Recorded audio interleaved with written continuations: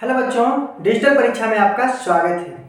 इस वीडियो में हम लोग कवर करेंगे अलंकार।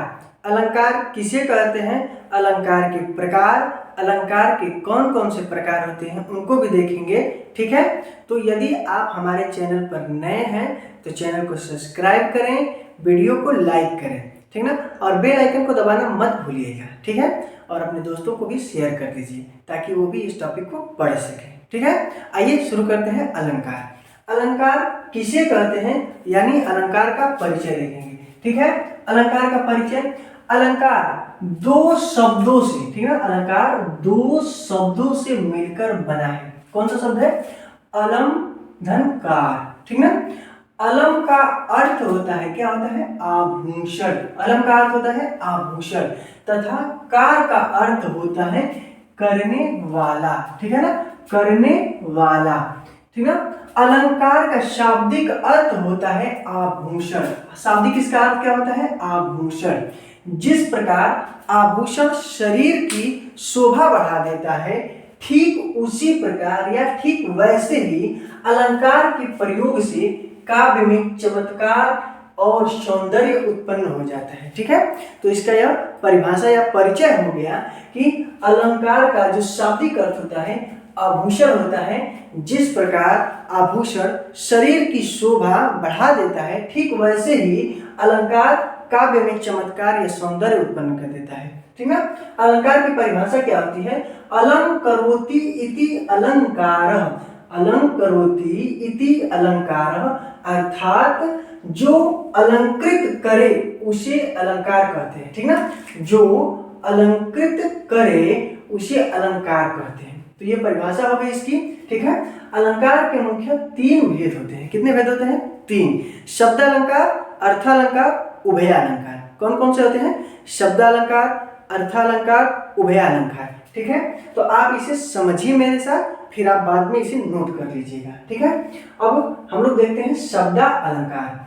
जहां काव्य में शब्दों के प्रयोग, ठीक ना, शब्दों के प्रयोग द्वारा चमत्कार या सौंदर्य उत्पन्न होता है, उसे, ठीक ना, शब्दालंकार कहते हैं।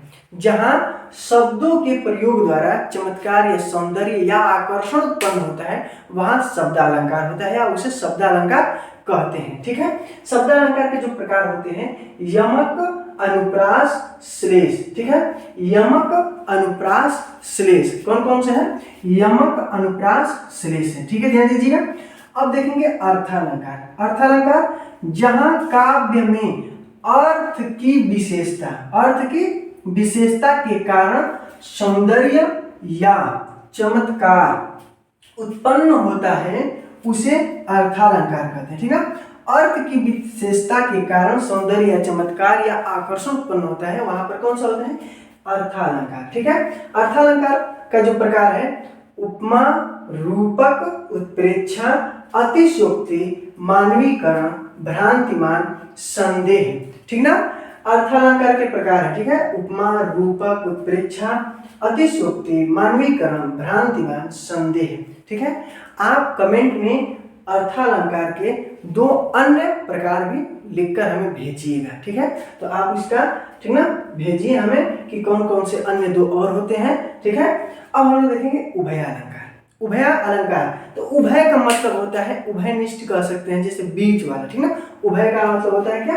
बीच वाला, या उभयनिष्ठ या उभय अलंकार। ठीक ना, तो उभयनिष्ठ हमें नहीं पढ़ना है, उभय अलंकार पढ़ना है। ठीक है, तो उभय अलंकार का जो परिभाषा है, जहां काव्य में शब्द और अर्थ दोनों के प्रयोग द्वारा चमत्कार या सौंदर्य उत्पन्न होता है, उभयालंकार कहते हैं उसे। ठीक ना, उसे क्या कहते हैं? उभयालंकार। तो उभयालंकार समझ में आ गया कि शब्दालंकार और अर्थालंकार के सम्मिश्रण से उत्पन्न होने वाला काव्य में सौंदर्य या चमत्कार को हम क्या कहते हैं? उभयालंकार कहते हैं। ठीक है, तो इस तरह से आपको समझ में आ गया कि अलंकार का परिचय, परिभाषा, ठीक ना, अलंकार के कितने प्रकार हैं, अलंकार के जो प्रकार हैं उनकी परिभाषाएं, ठीक ना, और उनके कौन कौन से प्रकार हैं। तो हम लोगों ने देख लिया कि परिभाषा क्या होती है। एक बार और समझ लीजिए, अलंकरोति इति अलंकारः। अर्थात जो अलंकृत करे उसे अलंकार कहते हैं। इसके 3 प्रकार हैं, शब्दालंकार, अर्थालंकार और कौन सा, उभयालंकार। ठीक है, तो आप इसे स्क्रीनशॉट ले लें। ठीक है, अब हम लोग, ठीक ना, अब अगले वीडियो में हम लोग अगले टॉपिक के साथ यानी शब्दालंकार के जो प्रकार हैं, यमक, अनुप्रास, श्रेष्ठ, इनके साथ, ठीक ना, उसमें वीडियो में पढ़ेंगे। और यदि चैनल में नए हैं तो चैनल को सब्सक्राइब करें और वीडियो को लाइक करें। ठीक है, और कमेंट में बताएं कि यह वीडियो आपको कैसा लगा है। ठीक है, कमेंट में जरूर बताइएगा और बेल आइकन को दबाना मत भूलिएगा। मिलते हैं अगले वीडियो में अगले टॉपिक यानी शब्दालंकार के साथ। तब तक के लिए धन्यवाद। जय हिंद, जय भारत।